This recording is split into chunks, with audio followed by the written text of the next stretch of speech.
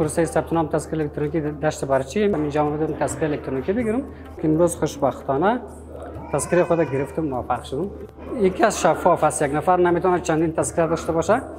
وقتی در جایی که میریم مثل بیرون از افغانستان قبلا که تذکره کاغذی بود میگرفتیم میبردیم در ادارات میگشتیم یک هفته و تا 10 روز سرگردان میگشتیم تذکره بکنیم تا در وزارت خارجه بریم وزارت خارجه بخوره دیگه کل جنجال داشت.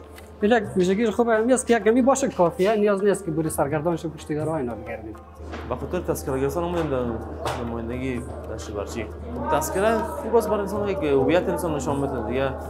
به خاطر پاسپورت گرفتن یا دیگه در آینده به خاطر انتخابات یا بسیار خوب است. تذکره ورقی که بود یک ذره جنجال و مشکل داشت به خاطر پاسپورت گرفتن و دیگه باید رو میرفت تایید میکردی دیگه فرسوده میشد.